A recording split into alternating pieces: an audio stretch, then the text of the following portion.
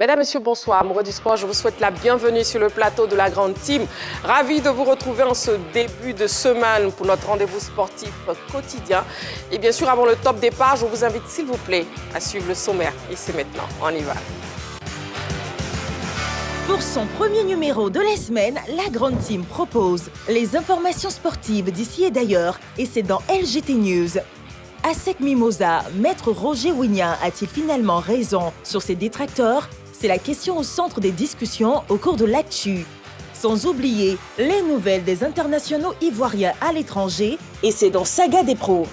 Agréable soirée sportive en compagnie de Marie-Christine Begré et sa team.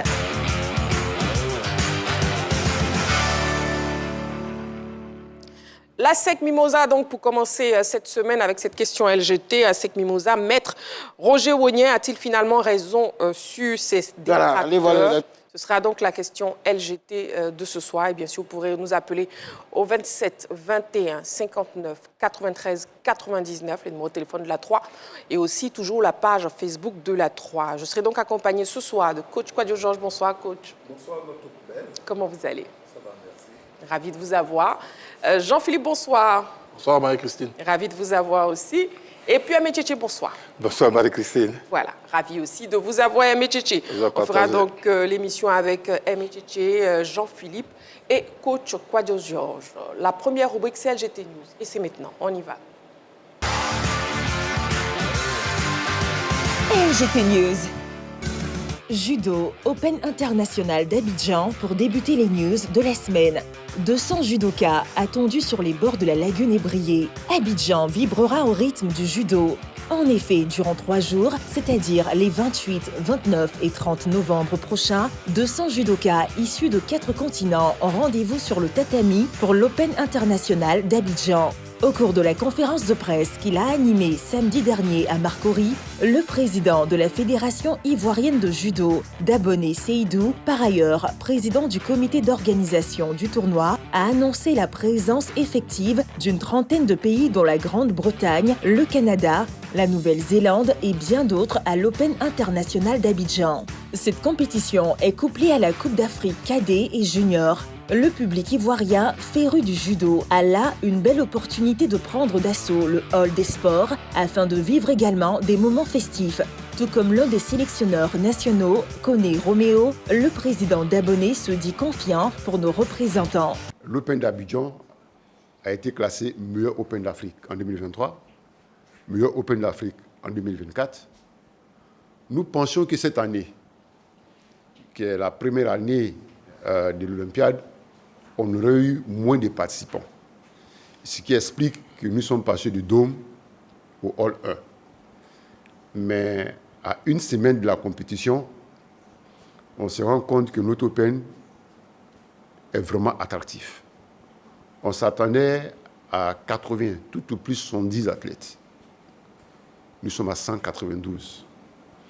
Donc, du coup, on va devoir adapter notre organisation qu'on voulait faire de façon minimaliste à cette affluence imprévue. Mais je peux vous assurer, entouré de mes collaborateurs, nous avons pris toutes les dispositions pour être à la hauteur de notre réputation. Karaté, deuxième passage de grade national. Une centaine de participants en quête d'un grade supérieur. Ils étaient une centaine d'aspirants à prendre part au deuxième passage de grade annuel de la Fédération ivoirienne de karaté et de disciplines associées organisé au Hall des sports de Treichville samedi dernier.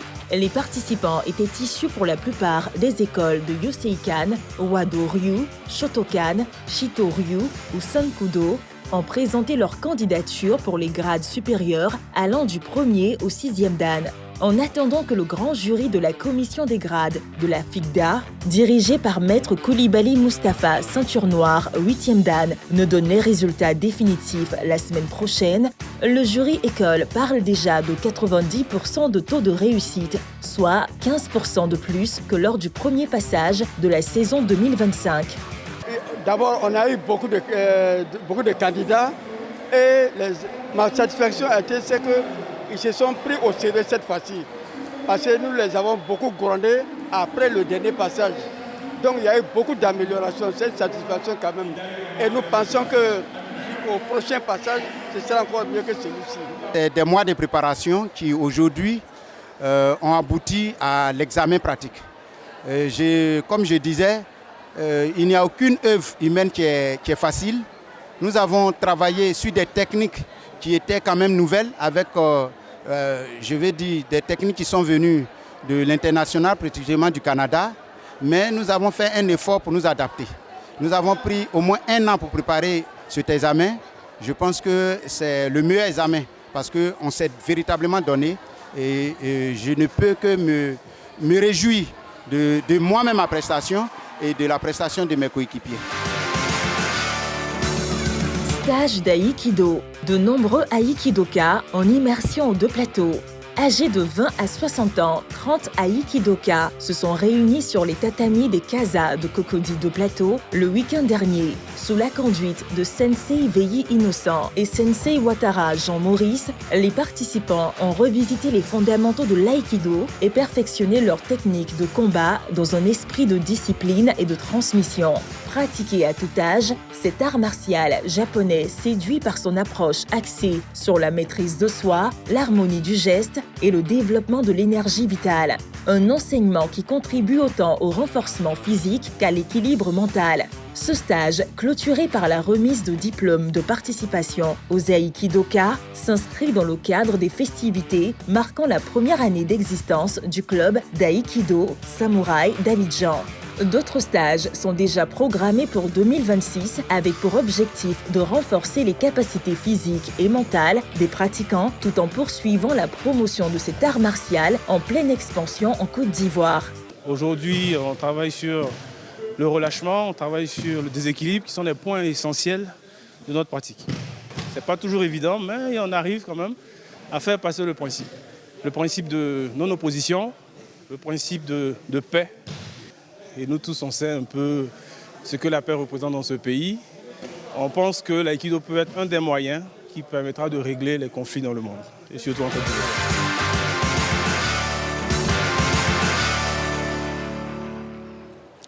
Allez, c'est parti pour votre émission La Grande Team. Nous sommes en direct jusqu'à 22h. La Grande Team, c'est donc chaque soir, du lundi au vendredi, de 20h30 à 22h. Le débrief des news, c'est maintenant. Coach Kouadio Georges, on commence avec vous. La blessure de Wilfried Sengo inquiète.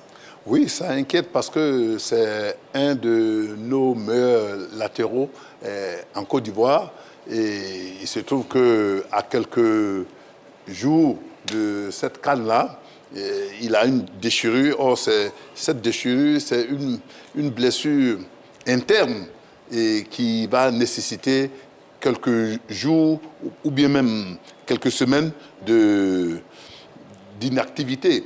Et ça, c'est pas bon signe pour nous, parce que nous avons besoin de ce garçon à la CAN. Mais avec aujourd'hui la technologie de la sûr que qu'on puisse le récupérer avant la CAN. Mais 8 ans ci, parce que les médecins pourront faire leur travail et lui permettre peut-être d'être présent à la CAN. On espère bien. En tout cas, prompt rétablissement à Wilfried Sengo. Et puis, Mcheche, oui, Paul Pogba. Ouf, on l'a dit dans l'élément qui est passé, c'est le cas de le dire. Après plus de 2 ans d'absence des terrains de football, le champion du monde de la Coupe du Monde 2018 a enfin touché au ballon en Ligue 1, que les spectateurs ont vu le retour de la pioche. C'est un garçon qui a montré qu'il a un mental fort. Puis là, finalement, il avait été blessé contre Paris avant le match contre Paris Football Club, la journée précédente. Donc, il n'a pas pu faire son entrée. Là, il est entré. 5 minutes, mais 5 minutes de joie. J'imagine ce garçon se dire intérieurement, oh là là, qu'est-ce que j'ai souffert. Qu'est-ce que j'ai souffert. Ce qu'on regrette, c'est qu'il n'ait pas de blessure tout de suite. Parce que ça pourrait entacher sa carrière. Il a quand même 32 ans et ce n'est pas rien. Ce n'est pas rien. Et moi, je loue particulièrement son abnégation et son courage parce que plusieurs athlètes de haut niveau ont été suspendus et ne se sont jamais remis. Ils ne sont jamais revenus. Donc, lui, on doit vraiment lui tirer notre chapeau. Voilà, donc Paul Pogba qui est de retour, il a donc disputé ses premières minutes. La question LGT de ce soir, Sek Mimosa, maître Roger Wognan a-t-il finalement raison sur ses détracteurs? Ce sera tout à l'heure dans l'actu. Le téléphone sera ouvert dans quelques minutes seulement et aussi la page Facebook de la 3 est toujours disponible. Vous pouvez à présent nous écrire et bien sûr on essaiera de lire vos messages. Merci donc de nous suivre chaque soir du lundi au vendredi de 20h30 à 22h. Al Nasser, le ciseau complètement dingue de Cristiano Ronaldo. On en parle dans quelques secondes avec Jean-Philippe. Pour l'heure, on marque une petite pause, juste le temps de la publicité, et on se retrouve. À tout de suite. Nous sommes de retour sur le plateau de la Grande Team, toujours en direct sur la 3. Oui, Jean-Philippe, on parle de Cristiano Ronaldo. Où va-t-il s'arrêter, cet athlète hors pair qui, depuis de nombreuses années maintenant, écume les différents stades des plus grands championnats du monde? À 41 ans, Cristiano Ronaldo continue de nous faire rêver et nous continuons à vivre avec lui, à atteindre ce niveau de but inscrit en carrière professionnelle où on pourra documenter du premier au 1000e but. Là, il a inscrit son 954e but par un retourné acrobatique magistral dont il a lui seul, je dirais, le secret. Cristiano Ronaldo, avec sa formation d'Al Nasser, qui aujourd'hui est en tête du championnat de l'Arabie Saoudite. On sait que depuis qu'il est arrivé dans ce championnat-là, il n'a jamais pu décrocher ce titre de champion. Kessié, non pas Kessié, plutôt Neymar a été champion. Karim Benzema l'a été l'année dernière. Et cette année, peut-être Cristiano Ronaldo et sa formation d'Al Nasser réussira. Il y a, je dirais, ce challenge-là qui intéresse tout le monde. Cristiano Ronaldo, bientôt 1000 buts. Il lui reste, je crois, 46 buts puisqu'il a 954. Et on suit tous ces points chaque journée comme l'épisode de la dernière saison d'une série, une grande série, la série Cristiano Ronaldo. D'une série novelas? Non, je dirais même Game of Thrones. Ça m'aurait fait bizarre si vous avez parlé de série novelas, JP. D'accord, très bien. En tout cas, on attendra donc de voir. Allez, le focus, c'est maintenant.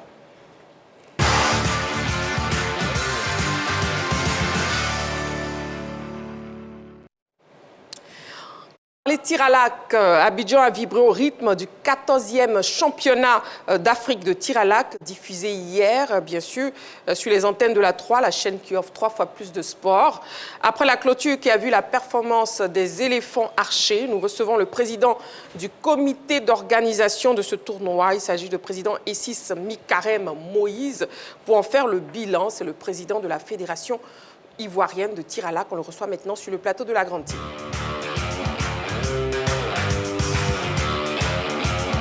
Président Essis Mikarem Moïse, président de la Fédération ivoirienne de tir à l'arc. Avec lui, bien sûr, nous parlerons de ce 14e championnat d'Afrique de tir à l'arc qui a eu lieu ici en Côte d'Ivoire, à Abidjan. Bonsoir, président. Bonsoir. Comment vous allez? Je vais bien. D'accord, ravi de vous retrouver ce soir pour le bilan. Mais déjà, avant de permettre à tout le monde d'être mieux concentré pour la suite de l'émission, regardons ensemble ce petit résumé du 14e championnat d'Afrique de tir à l'arc. On regarde.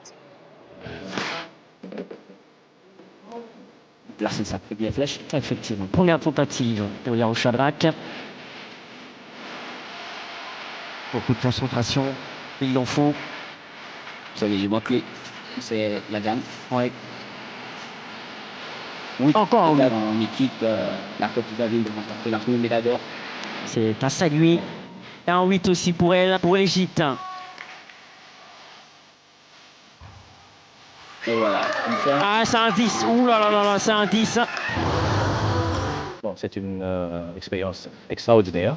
L'accueil des gens est super chaleureux et c'est un super pays. On a bien aimé et on s'est bien débrouillé aussi pendant la compétition.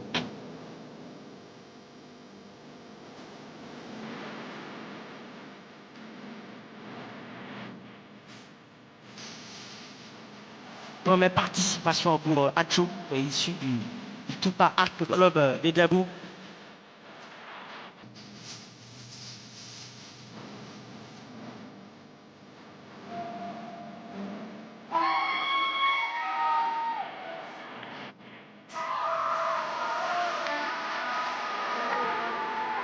Je suis très heureuse, c'était pas évident, c'était très compliqué de les deux buts.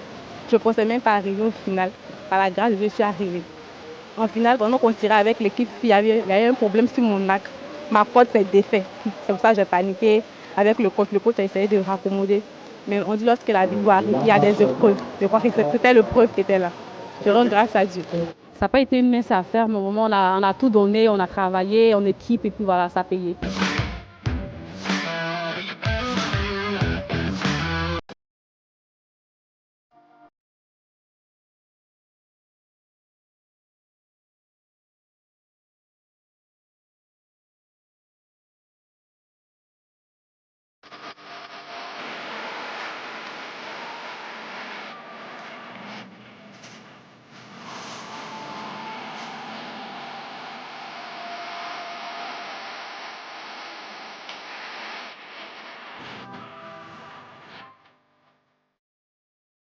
Devant, aux yeux de tous, aux yeux de la nation, j'ai montré ce dont je suis capable à mon pays.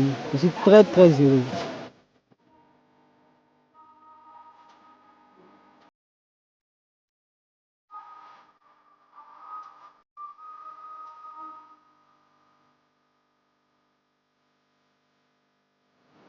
Alors, Président, qu'est-ce que vous ressentez après avoir vu ces images? Merci Marie-Christine. Oui. C'est beaucoup d'émotions. Beaucoup d'émotions. Quand vous êtes dans le feu de l'action, vous n'en percevez pas. Mais dès que les émotions passent et qu'on vous remontre ces images, c'est vraiment beaucoup de joie que je ressens à réaliser cela avec toute l'équipe de la Fédération ivoirienne de tir à l'arc. Et est-ce que vous pensez avoir réussi le pari de l'organisation? Je dirais oui. Oui, parce que c'est le 10 mai 2025 que la Confédération africaine de tir à l'arc a décidé de nous octroyer l'organisation de ce championnat d'Afrique. Nous avons eu 6 mois pour faire ce que vous avez vu là, et je pense que nous sommes satisfaits d'avoir pu offrir à l'Afrique et à la Côte d'Ivoire cette petite fête de tir à l'arc. Et quel commentaire déjà, Président, vous faites sur le résultat justement de nos éléphants archers? J'étais sur votre plateau il y a quelques jours, je vous ai donné l'assurance que les archers ivoiriens feraient quelque chose de très très bon. Exactement. Je suis satisfait de leurs résultats. 15 médailles, ce n'est pas rien. La deuxième équipe qui suit la Côte d'Ivoire a 6 médailles. Donc, voyez un peu la différence. En tout cas, je suis très content d'avoir ces résultats avec ces jeunes athlètes-là. Et coach Georges? Oui, il faut féliciter le président pour tout ce travail qu'ils ont pu faire pour la Côte d'Ivoire. Nous sommes heureux et j'espère que vos jeunes gens vont continuer sur cette lancée pour les compétitions à venir. Et Métier? Oui, c'est surtout le pari de la mobilisation que vous avez réussi. Quand on voit les gradins, beaucoup de monde, comment vous êtes pris pour qu'il y ait autant de monde à cette compétition? Certainement que la RTI nous a aidés. Nous n'avons pas fait de publicité, nous n'avons pas fait des affiches pour plusieurs raisons. Notamment au niveau du budget de l'organisation. Il y avait plus de ressources à mettre dans les équipements qui ont servi à la compétition que dans la communication. Mais le temps que nous avons eu donc, avec la RTI pour certainement diffuser le programme de ce championnat a suscité plusieurs curieux, cette envie de voir ce nouveau sport mais qui existe depuis plus de 20 ans en Côte d'Ivoire. Et donc c'est ce qui a valu la présence de ce public-là. Bon, voilà. Métier qui est un grand amateur, vous me disiez hors antenne que... Oui, mais tranquillisez-vous, on ne va pas tirer à l'arc ici. C'est surtout dehors. Donc, heureusement, parce que je ne sais pas où le tir peut partir. Oui, Jean-Philippe, une question pour le président. Président, d'abord, toutes mes félicitations. Merci. Ensuite, au vu des résultats glanés par les nôtres, on sait que c'est une discipline olympique. Oui. Aujourd'hui, est-ce que vous pensez que ces jeunes qui ont réussi à remporter toutes ces médailles, il y en aurait parmi quelques-uns qui pourraient aujourd'hui, dans notre espoir, se retrouver face aux meilleurs dans cette discipline dans quelques années aux Jeux Olympiques? Oui, ici, ce championnat que nous avons organisé, il est qualificatif pour les Jeux Olympiques de la jeunesse. Et il y a un minima de points que chaque athlète de moins de 18 ans devrait avoir pour être qualifiable pour les Jeux Olympiques. Je pense, je suis sûr que nos athlètes qui ont atteint ce niveau de compétition ont pu obtenir ce minima. Ce n'est pas encore public, mais nous attendons que la World Archery nous indique les minima qu'ils ont imposés au monde entier pour que nous voyions les résultats de nos jeunes athlètes. Parmi les champions, nous avons Eyeni Franck, qui lui aussi a eu l'occasion de participer aux Jeux Olympiques de la jeunesse à Buenos Aires il y a quelques années et qui est toujours en course pour les Jeux Olympiques. Et lui, nous l'avons depuis quelques années, 4 ans, je dirais, à l'Arc Club de Nîmes, en France, et où il est en plein temps dans le tir à l'arc. Donc, il nous a donné un très beau résultat avec le titre de champion d'Afrique. Je crois que nous pouvons compter sur ces jeunes-là pour les Jeux Olympiques de Los Angeles. D'ailleurs, c'est ce que nous avons commencé à faire, préparer nos athlètes pour que pendant les éliminatoires des Jeux Olympiques de Los Angeles, nous puissions placer au moins 2 athlètes, puisque chaque pays a droit à 2 athlètes, une fille et un garçon. Nous allons continuer à travailler de sorte que le moment venu, nous puissions avoir des athlètes pour les Jeux Olympiques de Los Angeles. Voilà, et puis Président, vous n'êtes pas venu seul, justement vous êtes venu avec des éléphants archers qu'on va recevoir sur ce plateau. Maintenant, il s'agit de, vous avez parlé de lui, Eyeni Franck Olivier, champion d'Afrique 2025, art classique homme. Son club, justement, c'est Art Club de Nîmes en France. Donc on vous reçoit, vous restez juste à mes côtés. Et puis Diombo Esmei Anne Marcel, club sociétaire de l'Arc Club de Nîmes en France. Et puis, d'accord, donc nous aurons que ces 2, les champions approchés, s'il vous plaît. Et puis, félicitations. Merci. Vous avez vos micros, voilà, pour pouvoir vous exprimer. Déjà, comment vous avez vécu ce 14e championnat d'Afrique de tir à l'arc? Bon, pour moi, c'était, disons, entre guillemets, un peu facile. Parce que quand j'ai appris que c'est mon pays qui organisait le championnat d'Afrique, moi et Olivier, on s'est préparé pendant 6 mois jusqu'à ce qu'on arrive. Déjà, j'avais confiance en moi. Même à l'entraînement, je savais ce qu'il fallait faire. Oui. Et aujourd'hui, quand je suis arrivé au pays, même pendant les championnats, j'avais toujours confiance en moi et je pouvais tirer chaque flèche en étant confiant, quoi. Disons que je vais gagner à tous les coups. Et c'est ce qui m'a permis d'être champion d'Afrique. Champion d'Afrique 2025, félicitations. Et puis Diombo Esmei Anne Marcel aussi, la même question, hein. Comment vous avez vécu ce 14e championnat? J'ai trouvé cette compétition exceptionnelle, même si je n'ai pas eu de médaille. Mais comme peut-être vous ne le savez pas, je suis en France grâce à la fédération il y a quelques mois de cela. Et avec le temps qu'il y a l'hiver, l'été, donc je n'ai malheureusement pas eu assez de temps pour m'entraîner en extérieur. C'est pour cela que je n'ai pas eu de médaille. Mais j'ai vraiment aimé cette compétition. Ça m'a appris que vraiment il y avait du travail à faire. Et je compte retourner en France et travailler encore plus afin de rendre la fédération, la Côte d'Ivoire et mon président de fédération fiers de moi, de m'avoir envoyé en France. Vraiment, merci. Voilà, en tout cas, nous, on est fiers déjà de vous avoir dans l'équipe. Voilà, le président qui confirme, très fier. Et puis, selon vos différentes prestations, qu'est-ce que vous pensez que vous devez améliorer pour vous, même si vous avez trouvé facile? Bon, moi, j'ai encore du boulot au niveau du travail technique. Là, il me faut beaucoup de travail sur la souplesse. Parce que je suis beaucoup raide, c'est quelque chose qu'on a remarqué il y a très longtemps. C'est pour cela que quand on me voit tirer, je suis lent. Parce que j'ai tendance à tout crisper. Mais j'arrive à tirer. Ça, c'est mon timing de tir. Et je pense qu'à mon retour en France, c'est ce mouvement-là qu'on va mettre en place, la rapidité. Le timing, là, dès que j'arrive, je reprends 5 mètres. Je baisse ma puissance et je reprends tout à 0. Et je monte progressivement la puissance pour être au top le prochain championnat d'Afrique. Voilà, c'est très technique, hein, coach Georges. Oui, c'est très technique et puis je dois le féliciter. Il paraît très très jeune et puis il est champion d'Afrique déjà. Et quelles seront vos ambitions futures? Là, mon ambition future, c'est Los Angeles 2028. Mais pour le moment, on a fixé un objectif qui sont au niveau technique, les aspects techniques, il faut qu'on améliore ça. Et après, on va viser quel point qu'on va avoir la prochaine compétition. C'est-à-dire là, entre guillemets, on a mis un score de 660 que j'ai obtenu. Mais une fois que je rentre, on va essayer de travailler. Là, on est en saison sale. Mon coach m'a dit, Franck, tu me fais 580, je t'envoie aux États-Unis pour tirer en salle. C'est le plus grand tournoi qu'il y a en Europe en salle, où il y a plus de 8000 tireurs. Et c'est ce challenge qu'il m'a donné. Là, dès que je rentre, je me remets ce truc au boulot et à ce que j'ai ce résultat-là pour aller à Los Angeles. Et de là, on va encore aller en extérieur, qui a le championnat de France qui va arriver bientôt aussi. Et je pense que là, il y aura Jean Chavaladon qui est vice-champion olympique 2016 et 2024 par équipe.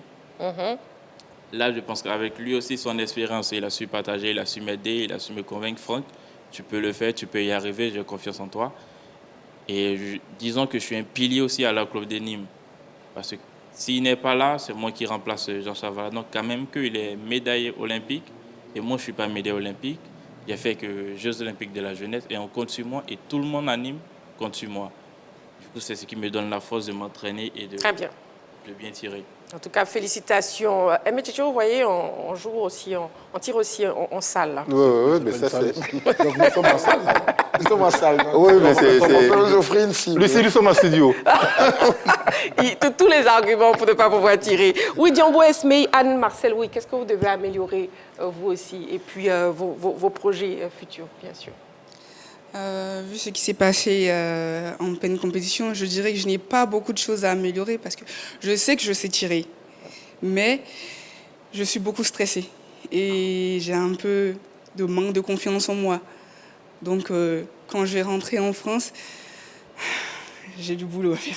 Vous allez travailler sur ça? Oui, je vais travailler sur mon stress parce que je sais que je sais tirer. J'ai déjà remporté plusieurs médailles au précédent championnat d'Afrique. Donc, c'est pas parce que je n'ai pas eu de médaille à ce championnat que je vais baisser les bras. Il y a beaucoup de travail à faire et je compte revenir en force. Voilà, donc on bosse dur, on reprend confiance et puis on récupère les médailles. Voilà. Oui, Président, un mot? Marie-Christine, ce qu'elle ne vous a pas dit, à 16 ans, elle était vainqueur des Jeux africains au tir à l'arc et elle s'est qualifiée pour les Jeux olympiques. Voilà, malheureusement, le Covid est venu en 2020 nous empêcher de lui permettre d'avoir le minima qu'il fallait y aller à Tokyo, mais c'est une championne qui est là. Nous n'avons aucun doute, nous savons que nous pouvons compter sur elle. Et on compte sur elle, félicitations des gens, on vous applaudit. Et Président, justement, un mot sur les champions? En tout cas, je suis très fier d'eux. Je suis très fier d'eux. J'ai aligné avec la direction technique 25 athlètes. Et parmi les 25 athlètes, il y a 15 médailles. Vous imaginez le travail qui a été fait. Je voudrais dire merci à toute la direction technique qui a travaillé d'arrache-pied avec les jeunes de moins de 18 ans et les seniors pour nous donner ces résultats. Je voudrais aussi remercier tous ceux qui nous ont soutenus, qui ont cru en nous et qui nous ont donné les moyens de réaliser ce championnat d'Afrique. Je leur dis merci. Je dis merci à la tutelle, au ministère des Sports qui a été présent, très représenté ce championnat et qui est resté depuis les finales à 14h jusqu'à la fin des finales à 17h et même jusqu'à la remise des médailles. En tout cas, c'est très réconfortant pour nous. On sait que la tutelle est avec nous, on sait que l'État de Côte d'Ivoire est avec nous et ces jeunes aussi ont confiance en leur pays. Je crois que nous pourrons faire davantage de résultats pour honorer la Côte d'Ivoire. Merci, Président. Félicitations encore une fois. Et puis, on recevait donc sur ce plateau Eyeni Franck-Olivier, champion d'Afrique 2025, arc classique homme. Et puis, Diambo Esmei, Anne Marcel, future championne aussi. Voilà. Merci beaucoup, Président Essis Mikarem Moïse, président de la Fédération ivoirienne de tir à l'arc. Merci beaucoup. Merci, Eric. On marque une petite pause, amoureux du sport. On se retrouve dans seulement quelques secondes pour la suite de notre émission. À tout de suite. Tu me l'as promis, Jésus, accorde ma victoire, Jésus. Tu me l'as promis, Papa, accorde ma victoire, Jésus. Salut à tous, je suis le chanteur Boniface et je vous invite à suivre Échauffement du lundi au vendredi sur la 3. Salut, je suis JP de Bambou. Suivez Échauffement du lundi au vendredi sur la 3. Échauffement assure du lundi au vendredi à 18h sur la 3. La 3, nous offrons 3 fois plus de musique, 3 fois plus de sport. Nous sommes de retour sur le plateau de la Grande Team, toujours en direct sur la 3. Coach Kouadio-Georges, vous êtes confortablement installé, ça va? Oui, ça va, merci. D'accord, vous avez été recadré un peu, c'est bien? Très bien, merci de prendre soin de nous.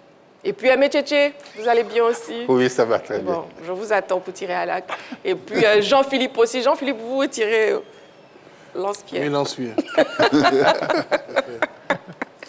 Allez, après tir à l'arc, on va parler football. ASEC Mimosa, précisément du président Maître Roger avec cette question LGT. Maître Roger Ognien a-t-il finalement raison sur ses détracteurs? Et c'est dans l'actu. On y va.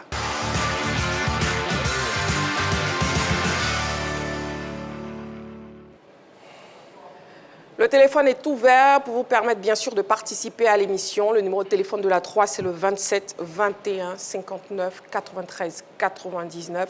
27 21 59 93 99. Les équipes masculines et féminines de l'ASEC Mimosa enregistrent actuellement des performances remarquables. L'une est leader de la Ligue 1 et l'autre vient de disputer la finale de la Ligue des champions de la CAF. Critiqué pour ses choix stratégiques, le président du club, Maître Roger Ognien, n'a-t-il pas finalement raison sur ses détracteurs? On ouvre le débat après cet élément préparé par la rédaction. On regarde. L'ASEC Mimosa traverse une période de grâce. Les deux sections roulent au super. Si les hommes ont pris les commandes de la Ligue 1, les dames, elles, sont revenues de leur première participation à la Ligue des champions féminines de la CAF avec une surprenante médaille d'argent. De quoi remettre au goût du jour la question de la pertinence du management de Maître Roger Ognien. Le président du conseil d'administration du club jaune et noir a été en effet récemment l'objet de critiques acerbes de la part d'une partie aussi bien de l'opinion publique que des supporters. Ceux-ci n'avaient d'ailleurs pas hésité à s'en prendre ouvertement au président délégué Francis Ognien au soir de la défaite face au FC Mouna le 21 octobre dernier au stade Charles-Konan-Banny de Yamoussoukro lors de la 8e journée de la Ligue 1. Vous savez qu'on donne des primes de 300 000 francs pendant que d'autres donnent 50 000? Est-ce que vous savez où est-ce qu'on trouve cet argent? Alors qu'ils arrêtent de parler, on s'en fout. La SEC, c'est nous. Personne ne peut faire quoi que ce soit tant qu'on n'a pas décidé. Et l'entraîneur, il sera là. Malgré cette tempête combinée à l'élimination en Coupe africaine, Maître Roger Ognien a maintenu sa confiance en l'entraîneur Julien Chevalier. Bien lui en a pris, puisque depuis lors, l'ASEC Mimosa reste sur une série de 4 matchs sans défaite, dont 3 victoires consécutives. Cette remarquable performance a permis au club de s'installer en tête de la Ligue 1 après 12 journées. Pendant ce temps, l'équipe... Et la question LGT est donc posée pour vous, amoureux du sport, vous que nous suivez bien sûr sur la 3. ASEC Mimosa, Maître Roger Ognien a-t-il finalement raison sur ses détracteurs? C'est la question LGT, le téléphone est ouvert, la page Facebook aussi est disponible pour vous. Messieurs sur le plateau, s'il vous plaît, à vos panonceaux, un oui ou un non. Et bien sûr, après, je vous laisserai argumenter. Coach Kouadio Georges. Non. Panonceau. C'est le plus calé. Vous allez prendre un carton jaune. Oui, le petit carton. C'est donc un non pour Jean-Philippe. C'est un oui pour Aimé Tchétché et c'est un non pour coach Kouadio Georges. Très bien. Jean-Philippe, pourquoi c'est un non? Mais parce qu'il faut nuancer, à mon sens, les résultats actuels des différentes sections sportives de l'ASEC Mimosa. On sait que l'ASEC, c'est une section masculine de football au niveau des seniors. C'est une section féminine de football. C'est un très grand centre de formation qui, chaque année, pourvoit le football international de très grands talents. C'est également une section au niveau du volleyball. Et donc, si on regarde les résultats sportifs ces dernières saisons de ces différentes entités, ce sont toutes des entités qui soit sont championnes de Côte d'Ivoire ou sont à la lutte pour le titre final jusqu'à la fin de la saison. Donc, sur les compétitions domestiques, on pourrait se dire que les détracteurs de l'ASEC Mimosa ne sont pas tout simplement cohérents au vu des résultats de l'équipe. Sauf que où le bas blesse, aujourd'hui, on a un événement qui est venu apporter un éclaircissement au niveau de la forêt, c'est-à-dire au niveau des différentes sections de l'ASEC Mimosa. C'est le résultat des jeunes filles du côté de l'Égypte en WCL, la Women Champions League de l'Afrique, où l'ASEC termine vice-championne pour sa première sortie. C'est un événement à ne pas négliger, c'est un événement majeur dans l'histoire du club. C'est vrai qu'on aurait espéré que l'équipe boucle la boucle, mais c'est une place honorable. Mais chez les garçons, c'est un peu plus tumultueux. L'ASEC Mimosa a habitué ses supporters, depuis plusieurs années auparavant, à truster les meilleures places au niveau, surtout de la section masculine de football, au niveau des compétitions continentales, des compétitions internationales. Mais les derniers bons résultats de la SEC Mimosa ont eu lieu, je dirais, au niveau de la Coupe CAF, ce qui était communément appelé la C3, qui a été mutée avec la C2, où la SEC était arrivée, je crois, en demi-finale, il y a de cela quelques saisons. Et plus rien. La SEC, cette année, n'a pas pu se qualifier pour les phases de groupe de la compétition continentale. La SEC, cette année, est au coude à coude avec toutes les autres équipes qui trustent les premières places du championnat avec 3 défaites depuis l'entame de la saison. On sait que c'est la section masculine de football qui est l'étendard des jaunes et noirs. Et quand cette section-là va bien, alors tout va bien au niveau de la maison jaune et noire. On ne pourrait dire que cette section-là va très bien, mais elle n'est pas si mal que ça. Donc, qu'est-ce que les détracteurs de Maître Ounien lui reprochent concrètement? C'est la politique qui laisse rejaillir une sorte de manque d'ambition sur la scène continentale au niveau des hommes et qui souhaiterait tout simplement modifier. C'est l'incapacité pour ses supporters de prendre plaisir au stade quand ils savent que l'ASEC Mimosa produit de très grands talents, mais que ces talents-là, pour la plupart, ne passent pas par l'équipe première. Bon, on ne peut pas en vouloir à Maître. Il a expliqué à maintes reprises les raisons pour lesquelles ces garçons-là ne restent pas avant de partir, mais c'est le ressenti des supporters de l'ASEC Mimosa. Et voilà, entre autres, ce qu'il lui reproche. Donc aujourd'hui, c'est vrai, la section féminine a fait un bon résultat. La section masculine, pour l'instant, en tête du championnat. Mais la saison est encore longue, surtout chez les hommes. Baromètre absolu de l'état de forme de l'ASEC Mimosa. Et donc, il faudra attendre la fin de la saison, à mon sens, pour se dire si oui ou non. Effectivement, voilà, les détracteurs ont trop vite fait de conspuer, entre guillemets, la direction de leur club. Très bien. Nous posons la même question à notre appelant. Il s'agit de M. Bouo. Alexis, il nous appelle de Zouenoula. Bonsoir, M. Bouo. Salut, Christine. Oui, M. Bouo, bonsoir et bienvenue sur le plateau de la Grande Team. Comment vous allez? Très bien. Très bien. Vous l'avez dit, vous avez répondu à ma place. Merci beaucoup. Et je salue le plateau. Oui. En particulier, Galiego. D'accord. Oui, on vous écoute, oui. Maman, ils n'ont rien à faire. Eux, au moins, ils ont quelqu'un qu'on a traité d'apprenti division aujourd'hui qui est devenu chauffeur international. Alors que nous autres, là, l'autre papa qui traitait les autres d'apprentis avant, aujourd'hui, on vient de perdre même encore 2-0 devant Gagnois. Ça, je les apprends ça. Si ça ne va pas ça, je les apprends ça. Et donc, allez, le dire à travailler tranquillement. Donc, ils veulent gagner tout le monde. Même le Brésil de Pelé a été battu à l'époque. Ce n'est pas la SEC. Aujourd'hui, ce que la SEC a là, il n'y a pas un club en Afrique ici, en Afrique de l'Ouest ici qui a ça. De grâce, ils n'ont qu'à laisser ce monsieur-là en paix. Moi, je ne vois pas qu'est-ce qu'ils veulent. Eux, au moins, voilà, les femmes, ça n'est pas eu de peu pour une première participation. La brigade à ça. Je dis non. De grâce, ils n'ont qu'à laisser le monsieur travailler. Il va aller de l'avant. Bonne émission à vous. D'accord. Monsieur Bouo, avant de raccrocher maintenant, répondez à ma question. Maître Roger Ounien a-t-il finalement raison sur ses détracteurs, oui ou non? Maman, oui, elle a commencé par oui, hein. Il a raison sur tout le monde. Merci beaucoup. Merci pour votre participation à l'émission. Merci beaucoup. Voilà, monsieur Bouo Alexis nous appelait de Zouenoula. Voilà. Coach Kwadjo Georges, vous avez répondu non. Oui, j'ai dit non parce que ces détracteurs sont des amoureux du football et peut-être des amoureux de la SEC Mimosa. Et aujourd'hui, Maître Roger Ounien a construit un empire pour cette équipe, pour ce club. Et donc, qui aime bien, châtie bien. Ceux-là, quand ils arrivent, je ne pense pas qu'ils aient quelque chose contre la personne du président Roger Ounien. Ils aiment leur club. Et le président a mis ce club-là à un niveau très élevé. Regardez autour de vous, ici, ils sont combien à pouvoir construire ce qu'il a. Il a fait du grand boulot. Donc ceux-là, ils cherchent à amener le président à faire mieux que ça. Mieux que ça, c'est quoi? C'est de gagner des trophées. De gagner des trophées et puis encore de pouvoir d'apporter sur le terrain un jeu chatoyant comme ils aiment voir les mimosas jouer, les enfants s'amusent. Ils ne voient plus les enfants s'amuser. Mais on ne peut pas courir et se gratter les fesses à la fois parce qu'il faut construire, il faut jouer, il faut garder les bons joueurs. Ça coûte de l'argent. Je pense que le président a une vision. Cette vision-là, c'est de construire son club. Au départ, quand il est arrivé, ça fait près de 35 ans qu'il est au pouvoir.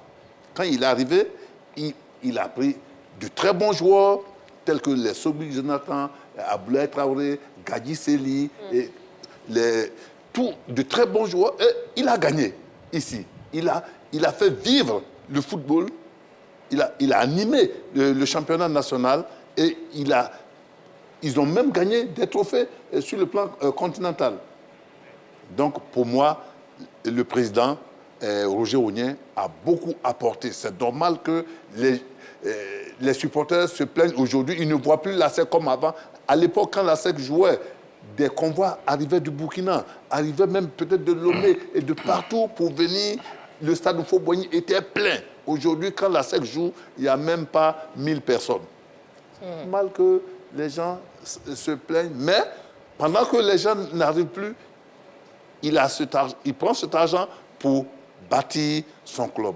Donc, je pense que plus tard, les gens verront une équipe de la SEC meilleure que celle-ci. Mais vous avez répondu non à la question. Hein. Oui, j'ai dit non, mais c'était nuancé. Décidément les nuances ce soir, hein, franchement. Oui. Allez, nous avons un appelant. 90 degrés de nuances. Franchement, 90 degrés. Monsieur Kwame Joachim, il nous appelle de Yamoussoukro. Bonsoir, monsieur Kwame. Oui, Marie-Christine, bonsoir. Bonsoir, monsieur Kwame. Bienvenue sur le plateau de la Grande Team. Je salue toute l'équipe là-bas. Voilà. Bonsoir. Et puis, on vous écoute. Maître Roger Ognien a-t-il finalement raison sur ses détracteurs? Je dis non. Non 3 fois. Parce que Maître Roger Ognien, le président, nous a mis à un niveau exceptionnel. Surtout la formation, l'équipe, oui, on sait. Mais sur le plan continental, on est très faible. Voici nos problèmes. Le problème, c'est qu'il forme.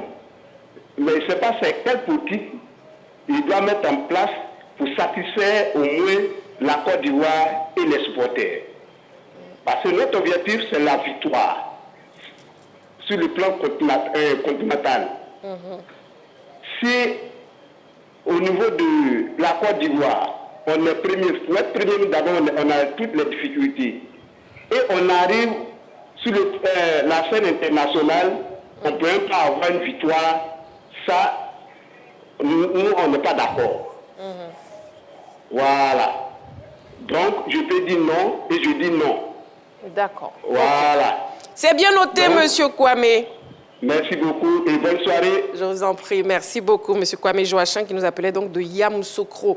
Sur ce plateau, il est seul à avoir donné un oui. On écoute ses arguments. Oui, parce que quand Roger Ognien arrive dans ce club en 89, il trouve sur place une équipe de football dont je faisais partie. Et puis, avec des objectifs bien précis, il se dit, il faut que je place la SEC à un niveau où personne en Côte d'Ivoire, ou peut-être mieux que les autres clubs. Il a réussi ce pari. Je rappelais tout à l'heure qu'il a gagné plusieurs trophées. Il a gagné des clubs de vainqueurs de coupe et une finale de C1, de Ligue des Champions. Il va chercher les joueurs ivoiriens, des Ivoiriens qui sont en Europe, qui ne jouent pas, qui n'ont pas beaucoup de temps de jeu dans leur club, et il les fait venir en Côte d'Ivoire. À partir de cette date, la 89, la SEC bat tout le monde en Côte d'Ivoire chaque année en faisant venir Philippe Troussier, avec qui la SEC conserve aujourd'hui la SEC est restée invaincue, a toujours ce record-là. Donc, sur le plan des résultats, la SEC, Roger Ognien a placé la SEC à un niveau où personne ne peut le toucher en Côte d'Ivoire. D'accord? À ce moment-là, il décide de construire un club avec les infrastructures qu'on connaît. Beaucoup de présidents sont passés à la SEC Mimosa. Ils n'ont même pas réalisé, ils ont eu des résultats, mais ils n'ont pas réalisé la moitié, pour ne même pas dire le tiers de ce que Roger a fait. La SEC s'entraînait à l'époque à GESCO. À GESCO. C'est quand Roger Ognien arrive qu'on a les infrastructures qu'on a. La SEC travaille calmement. C'est grâce à la SEC aujourd'hui que la Côte d'Ivoire a connu la génération dorée. C'est le fruit de la formation de la SEC, même s'il était avec un partenaire, la personne de Jean-Marc Diou. On sait le résultat que cette formation a apporté à la Côte d'Ivoire. Résultat, 3 Coupes du Monde. Participation à 3 Coupes du Monde d'affilée. 2006, 2010, 2014.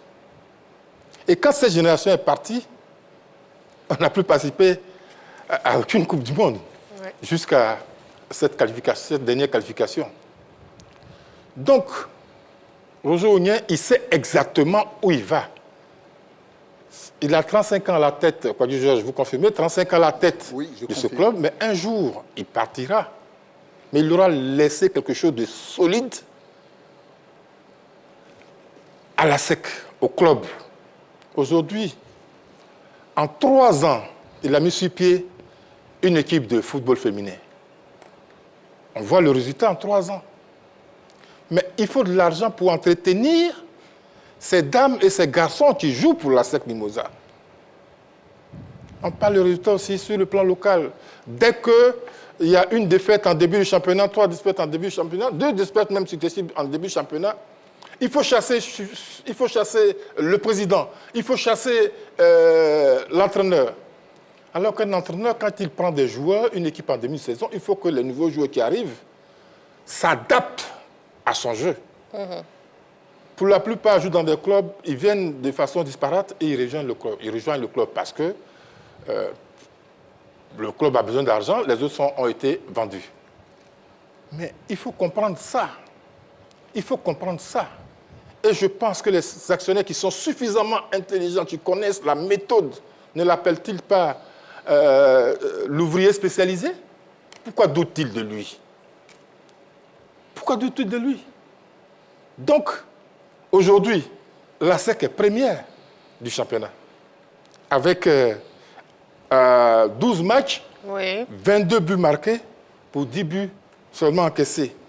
Son état de forme, c'est 5 matchs, 8 buts marqués, 4 buts encaissés.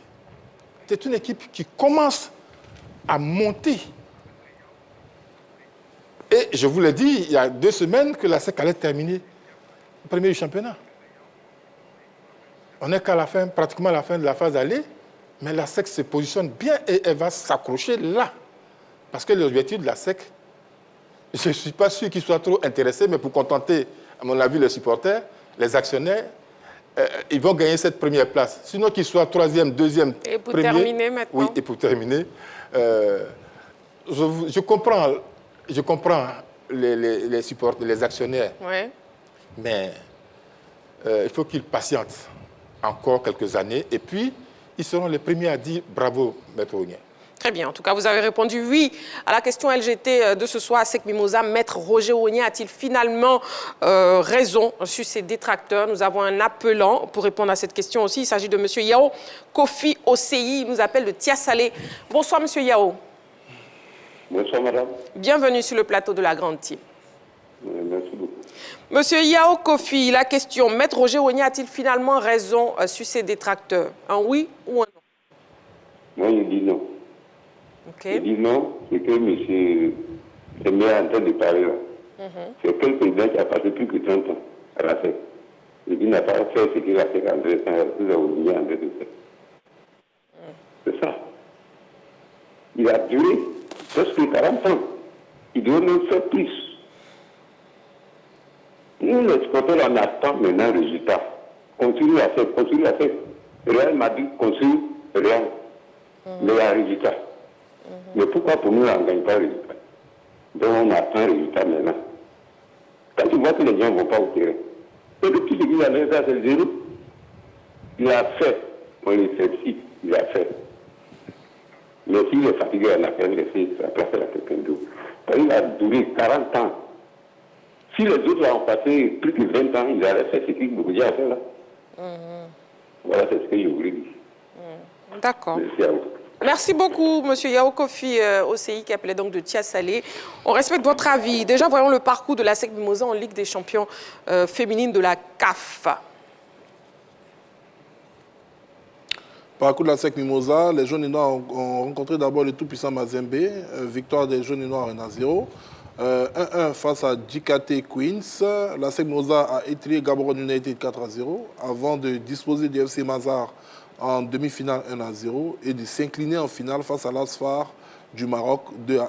Au niveau du palmarès, donc, les champions se nomment l'Asfar du Maroc, le finaliste malheureux de la SEC Mimosa. La troisième place a été glanée par le tout-puissant Mazembe. FC Mazar, le représentant local, a terminé à la 4e place. La meilleure joueuse se nomme Ouedraogo Abibou de la SEC Mimosa. La meilleure buteuse se nomme Marlène Kassage de TP Mazembe. La meilleure gardienne se nomme Kadija Ermerchi de l'ESFAR. Et l'équipe Fair Play se nomme FC Mazar. Voilà, Aimé Tchétché, vous parlez justement de l'équipe féminine. Déjà, comment vous appréciez, coach Kouadio Georges, le parcours de l'équipe féminine de la SEC Mimosa? Mais pour une première, cette équipe a eu un exploit en battant d'abord même une équipe comme le TP Mazembe, qui est une grande équipe de ce championnat. Et aussi, elle va jusqu'en finale pour pouvoir perdre en finale sur le score de 2-1 et avec même peut-être quelques buts qui peuvent être litigieux. Donc pour moi, cette équipe de la SEC a eu un exploit à pouvoir arriver. C'est un exploit d'arriver en finale et de perdre même sur un score étriqué. Et donc, il faut féliciter toute cette équipe, le coach Gigi et l'encadrement qu'il a, et aussi le président Roger Ogniem, d'avoir osé créer cette équipe, comme Tchétché le disait, ça fait 3 ans de cela, et déjà arriver en finale, quand même, c'est énorme, c'est beau. Il faut les encourager et puis les pousser à pouvoir réussir à l'avenir. Première participation et elle termine vice-championne, Jean-Philippe. Oui, écoutez, elle n'était pas attendue à ce niveau de la compétition. On pensait que c'était tout simplement l'étape de la découverte. Elles allaient être les petites sœurs de la compétition, venir apprendre et puis pour se positionner pour les autres éditions. Mais l'ambition, je dirais, partagée de l'entraîneur, sa grande confiance, son expérience ont permis aux filles de pouvoir très bien se comporter dans cette compétition-là et donc de terminer vice-championne. Oui, Aimé Tchétché. Oui, alors sur ce parcours, moi j'ai été très heureux de voir le comportement de ces jeunes filles qui, rappelons-le, il faut le souligner, qui étaient à leur première participation à cette compétition.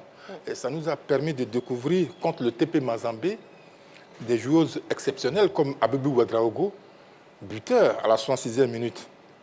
Voilà, ce but qui lance la compétition pour la SEC. Oui. On a découvert Noura Diarra, Anastasie Gbei, une défenseuse centrale. On a découvert Kwasi Akosi, latéral droit, Aïcha Fofana. Toutes ces joueuses-là ont été formidables. C'était un vrai match d'équipe. Sur le deuxième match, contre Giteka Queens, 1-1, malgré le but encaissé très tôt à la 8e minute, elles ont eu les ressources nécessaires pour revenir au score et faire 1-1. Grâce à Erika Nunoué à la 80e minute. Sur le troisième match, contre Gaborone, là, elles ont sorti toute la classe. Elles étaient finalement décomplexées, puisque avec les 2 résultats qu'elles ont obtenus, elles étaient déjà qualifiées pour la suite. elles ont joué tranquillement, où on a vu Ami Diallo et Abibou Ouedraogo faire un doublé chacune. Donc voilà, c'est une équipe qui est montée crescendo pendant cette compétition et qui nous a montré de très, très, très belles choses. Et qui montre la qualité du travail du coach Gigi et du staff. Coach Kouadio Georges? Oui, Gigi, c'est un monsieur que j'ai connu déjà à la SEC et puis ensuite, il a joué au Sporting avec nous. Pas en tant que moi en tant que joueur, non, moi en tant qu'entraîneur. Et lui, joueur, la SEC nous a prêté ce garçon très sérieux et qui s'est reconverti après sa carrière de footballeur en entraîneur. Et il a fait de très bons résultats ici. Il est aussi au Mali, il est revenu.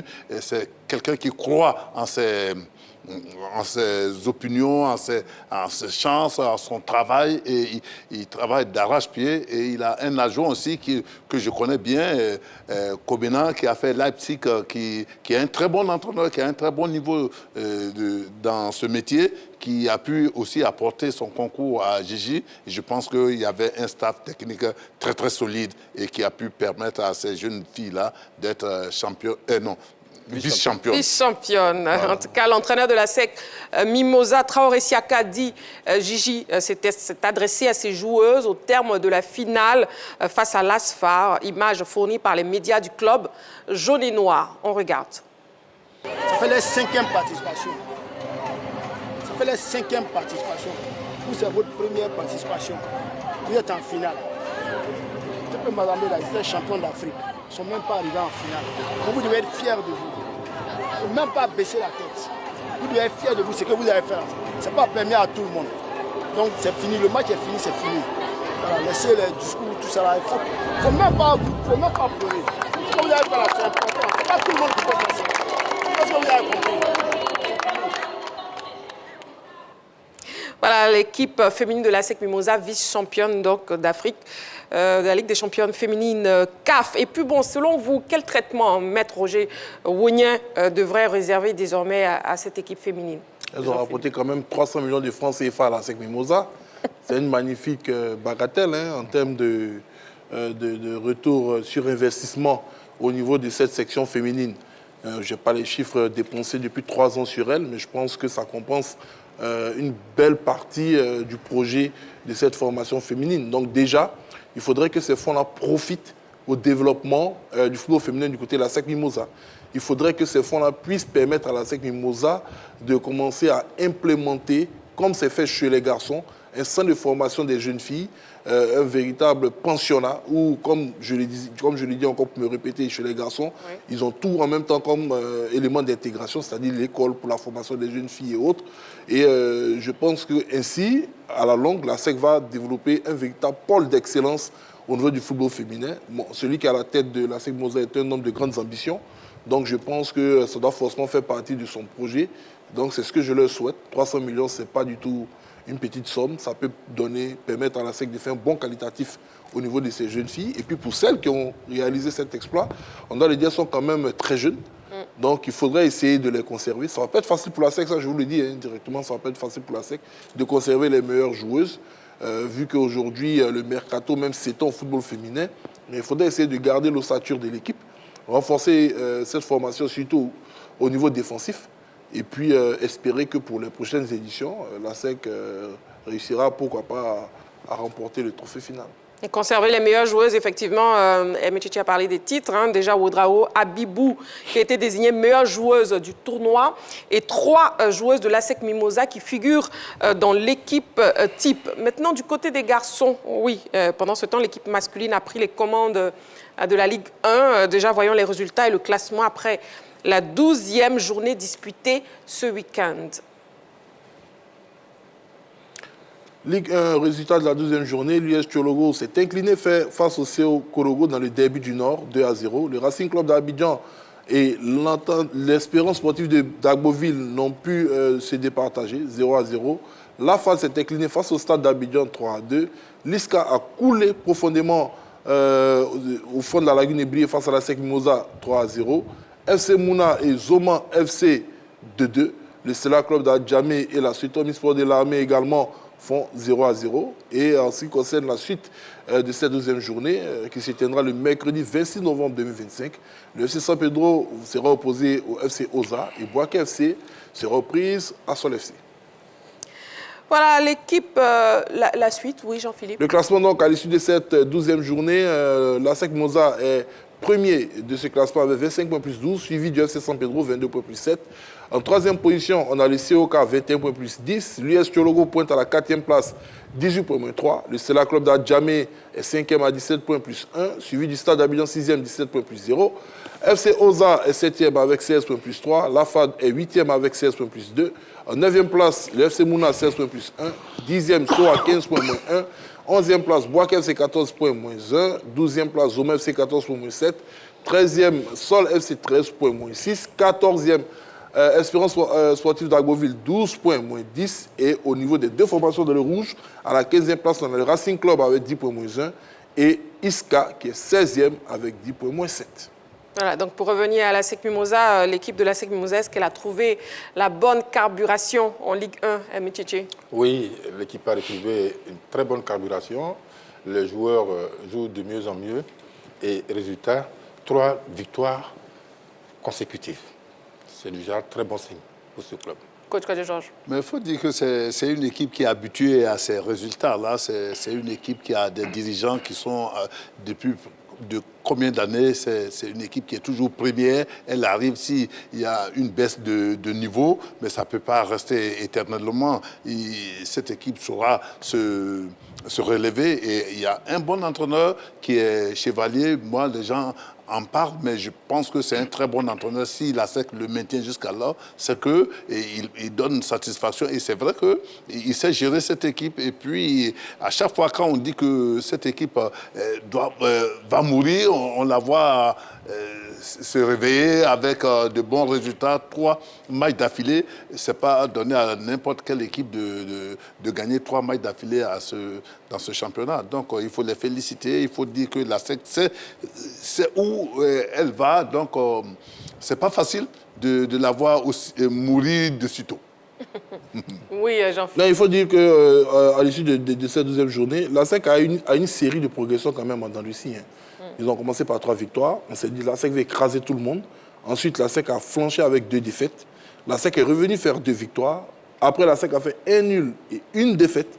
Et là, la SEC réenclenche encore avec 3 victoires. Donc, elle a déjà le premier cycle de ces 3 victoires. On va essayer de voir après cette victoire engagée à l'issue de cette 12e journée si la SEC va enchaîner avec un 4e succès. C'est à ce moment-là que je dirais que bon, la SEC a trouvé la bonne carburation. Parce que jusqu'à présent, leur plus longue série vient d'être égalée depuis l'entame de cette saison. 3 victoires d'affilée. D'accord, très bien. Donc pour vous, c'est non à ma question. Et coach, quand je parlais de l'entraîneur justement, Julien Chevalier, qui s'est exprimé au micro des médias de la Ligue professionnelle à l'issue de la victoire enregistrée devant Bouaké FC. On l'écoute.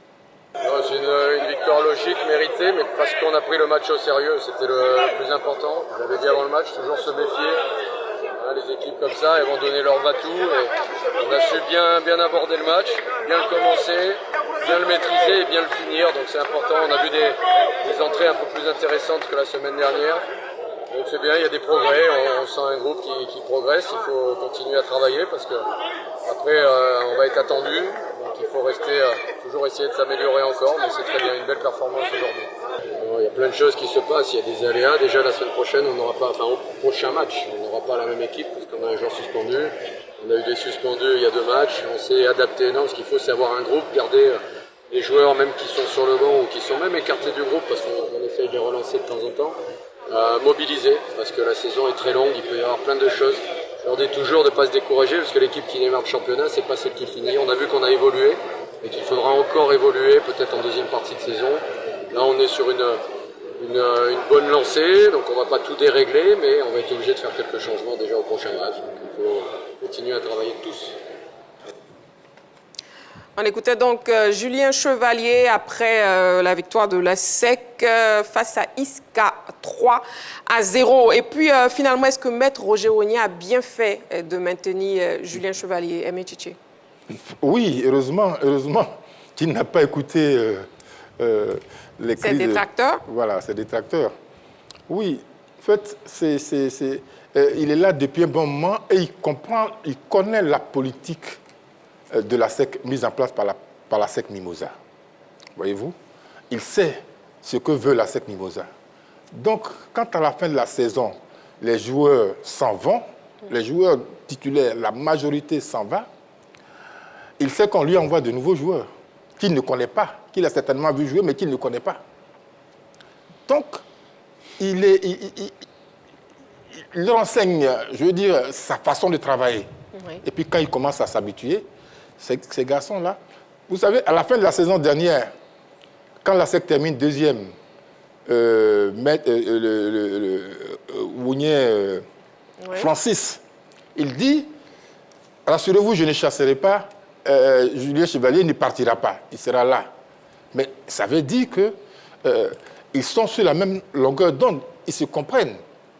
Donc voilà, je pense que Roger Ogna a raison de le laisser là.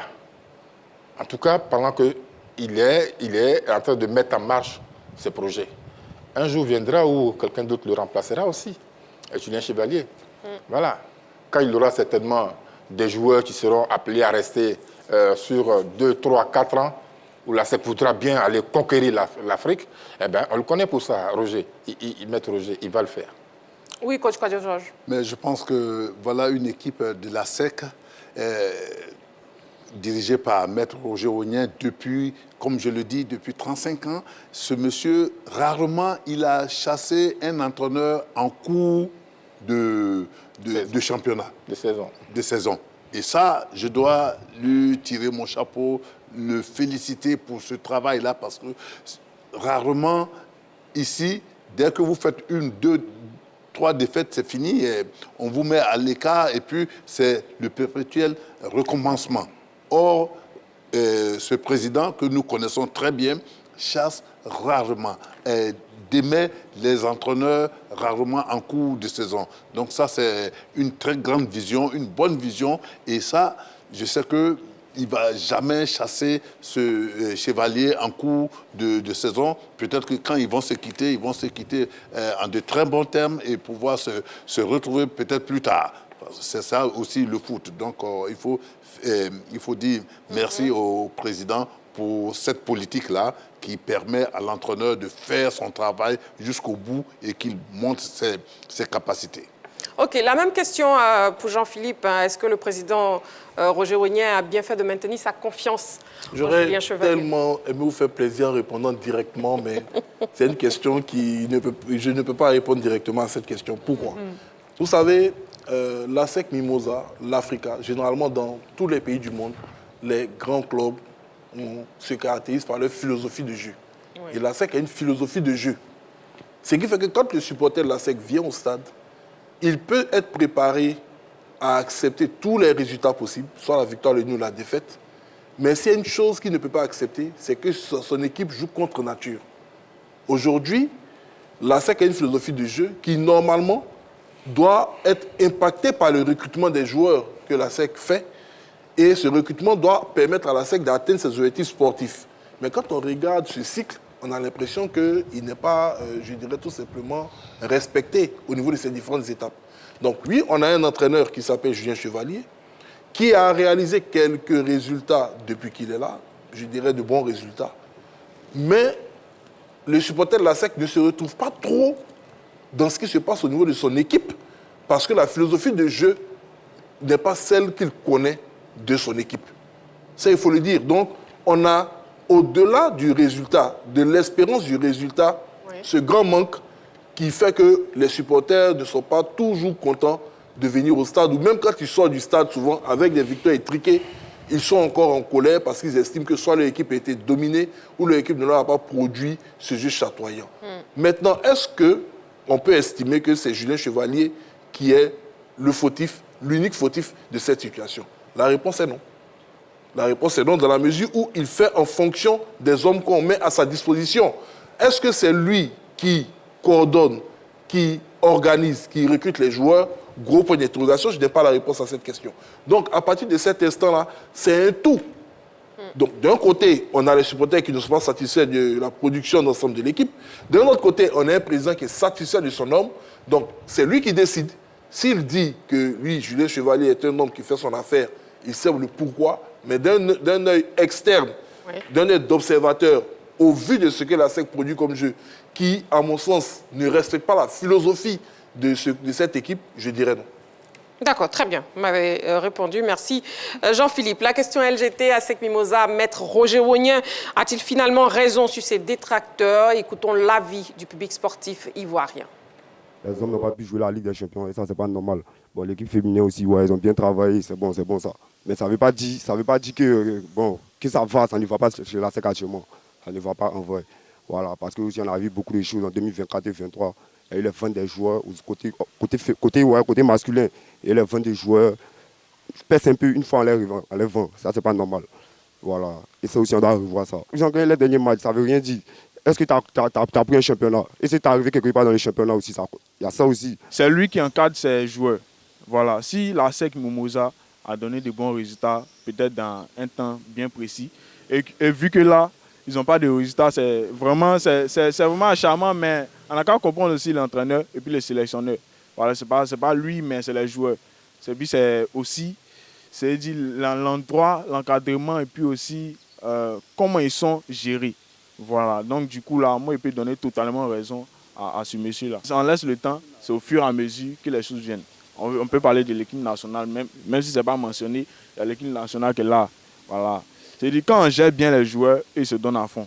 Mais quand il n'y a pas de financement, il n'y a rien, ils ne sont pas vraiment mis à l'avant, il n'y a pas de fonds vraiment. Voilà, on parle de fonds, il n'y a pas de fonds vraiment, il ne peut pas se donner à fond.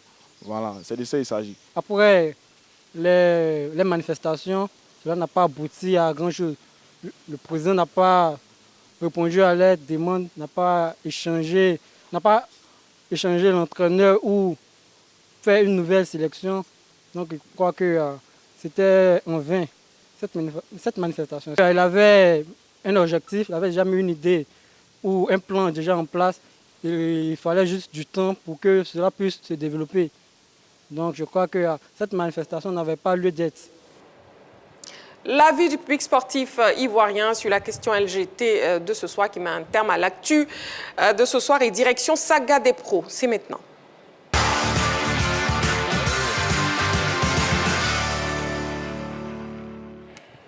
Alors, on s'intéresse à l'actualité des Ivoiriens, de nos pros ivoiriens. Déjà, comment se sont-ils comportés sur le vieux continent et ailleurs? On regarde cet élément préparé par la rédaction. Et après, on en parle sur le plateau de la Grande Team. Alors, messieurs, on parle plutôt d'un week-end mitigé, Métiché. Oui, quand on a vu les performances de nos athlètes, de nos champions, on peut dire facilement que c'est un week-end mitigé. Hélas, on n'a plus les top joueurs, des joueurs qui jouaient il y a quelques années dans les top clubs. Yaya à Barcelone, Didier Drogba à Chelsea, etc. etc. Ça nous ramène toujours derrière quand on voit nos garçons souffrir ainsi dans les différents championnats. Mais ils s'en tirent. Hein. Ils s'en tirent. On ne peut pas être à 100% tous les jours. Mais pour ceux qui sont là aujourd'hui, on espère qu'ils gardent, qu'ils soient à l'abri des blessures, qu'ils gardent une bonne forme pour nous représenter dignement à la CAN. Voilà, et puis on a Franck Kessié, buteur. Jean-Philippe. Et il continue sa marche en avant du côté de l'Arabie Saoudite avec son club d'Al-Ahly. C'est vrai qu'en début de saison, il était annoncé sur les départs et surtout pour un retour en Italie où la Juventus lui faisait les yeux doux. Mais quand on voit le salaire qu'il prend du côté de l'Arabie Saoudite, plus de 15 millions d'euros nets par an, je ne pense pas que la Juventus, aujourd'hui, en l'état actuel de ses finances, puisse lui proposer le même salaire s'il revient de l'autre côté. Donc, du côté de l'Arabie Saoudite, il prend beaucoup de plaisir à démontrer de belles choses. Mais bon, j'attendais au moins qu'on parle d'un joueur qui brille avec son club, qui est Evan Ndika. Il n'était pas présent lors du dernier regroupement. Il a fait son retour avec l'AS Roma et l'AS Roma a battu la formation des Cremonese du côté de l'Italie. L'AS Roma est première au niveau du calcio et notre défenseur, le 1er décembre, saura s'il est élu meilleur défenseur du championnat italien. Donc on doit dire qu'on a un joueur qui évolue dans un top club en Europe et qui fait de très belles performances. Malheureusement, on n'en a pas parlé ici aujourd'hui. Et puis on a Amad Diallo, égal à lui-même à Manchester, dont l'équipe jouait tout à l'heure. Donc moi, ce que je vois un peu, c'est vrai, je suis un peu Aimé Tchétché. Au niveau des statistiques offensives, on n'a pas de buteur. Mais je fais l'effort d'aller regarder un peu les notes qui sont attribuées aux joueurs à l'issue de chaque match. Et je peux dire que, pour l'instant, nos joueurs, dans leurs différents compartiments, se comportent bien. Et est-ce qu'il faut tirer la sonnette d'alarme, coach Kwadjo Georges, pour Simon Adingra, qui est de moins en moins utilisé en club? Non, moi, je ne suis pas du tout inquiet. Ça arrive à beaucoup de joueurs qu'il est un passage à vide, mais c'est un garçon qui a un moral d'acier, qui va revenir, qui va retrouver sa place, qui va jouer, qui va même marquer des buts. Donc, il faut être un peu patient parce que c'est la vie du footballeur, c'est pas toujours qu'il est à 100%.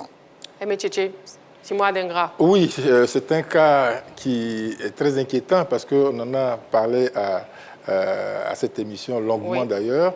On a dit que ce garçon n'était pas évalué à sa juste valeur par son entraîneur. Du coup, il passe son temps sur le banc, il rentre quelques minutes de fin de match avant de... Bon, mais on l'a dit, il faut assumer les choix qu'on fait. Voilà. C'est dommage, c'est malheureux pour ce garçon bourré de talent, mais qui n'est pas mis en exergue par son entraîneur. Et c'est bien dommage.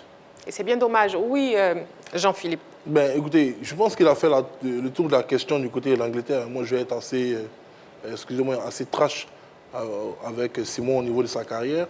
Il a montré de très belles choses avec la formation de Brighton. Avec Sunderland, ça ne va pas. Moi, je pense qu'avec ses agents, il devrait penser pourquoi pas à s'exiler du côté de l'Espagne. Pour moi, c'est un championnat qui sait très bien avec ses qualités intrinsèques.